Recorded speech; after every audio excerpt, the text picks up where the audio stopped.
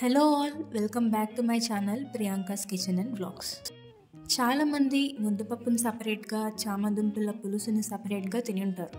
కానీ ఈ రెండింటిని కలిపి ఎప్పుడైనా తిని చూసారా? నాకైతే చాలా చాలా ఇష్టం. ఈ రెండింటిని కొంచెం కొంచెంగా అలా కలుపుకొని అందులోకి ఒక ముక్క పెట్టుకొని తింటే చాలా అంటే చాలా బాగుంటుంది. ఇప్పుడు మనం దీన్ని ఎలా ప్రిపేర్ చేసుకోవాలో చూసేద్దాం రండి. దీనికోసం మనం కందిబ్యాళ్ళని ముందుగా నానబెట్టి ఉంచుకోవాలి ఒక 1 అవర్ పాటు.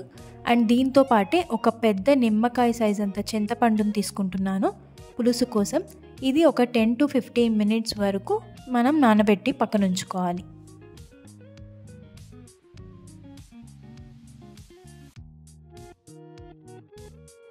ఇప్పుడు ఒక కుక్కర్లోకి చామదుంపల్ని తీసుకొని వాటర్ పోసుకొని బాగా వాష్ చేసుకోవాలి. ఈ చామదుంపల్ని మనం ఒక 2 to 3 times వరకు వాటర్ని పోసుకొని వాష్ చేసుకుంటే బాగా క్లీన్ అవుతాయి.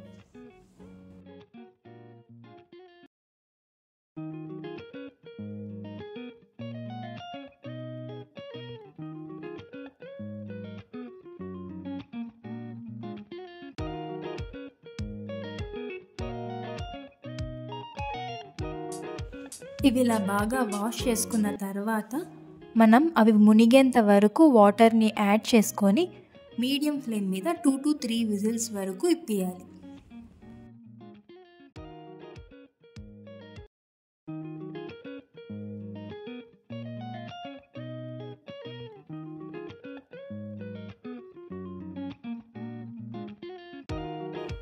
ఇప్పుడు మనం ప్రెషర్ అంతా పోయిన తర్వాత ఏదైనా ఒక నైఫ్ని తీసుకొని మనం ఇలా గుచ్చి చూడాలి. అది ఈజీగా దిగిపోతే మనకి కుక్ అయిపోయినట్టే.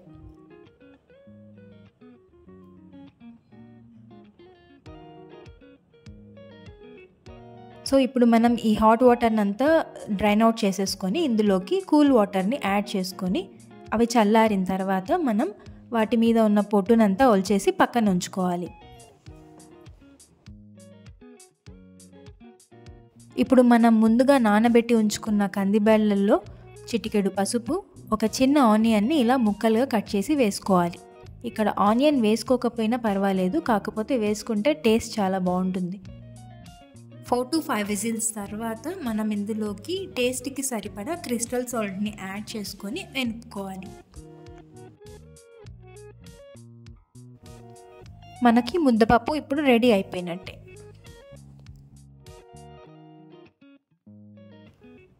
ఇప్పుడు మనం ఒక కళాయి తీసుకొని అందులోకి 3 tablespoons వరకు ఆయిల్ని యాడ్ చేసుకోవాలి.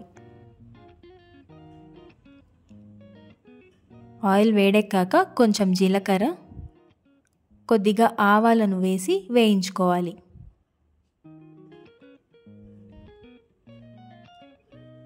ఇందులోకి కొంచెం ఇంగువ వేసుకోవాలి.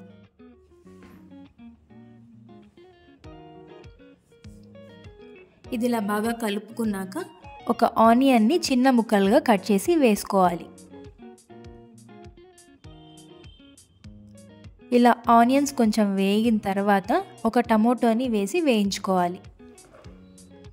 ఇప్పుడు ఇందులోకి చిటికెడు పసుపు, అలానే మీ కర్రీ టేస్ట్కి తగ్గట్టు సాల్ట్ని యాడ్ చేసుకొని మిక్స్ చేసుకోవాలి. ఇది ఇలా బాగా మిక్స్ చేసుకున్న తర్వాత 1 to 2 minutes వరకు ప్లేట్ని మూసుకొని టమోటాలని మగ్గనివ్వాలి.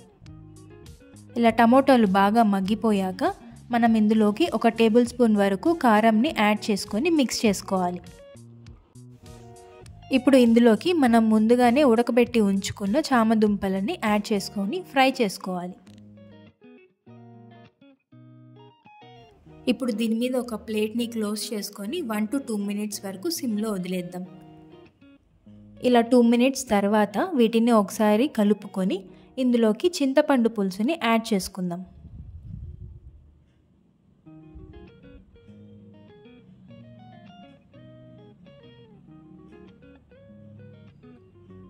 ఇప్పుడు ఇందులోకి కొంచెం బెల్లంని యాడ్ చేసుకోవాలి.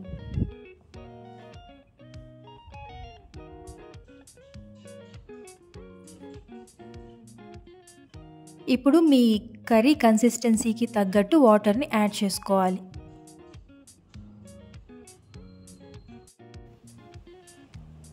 ఈ చామదుంపల పులుసు కన్సిస్టెన్సీ అనేది ఇలా ఉంటే బాగుంటుంది.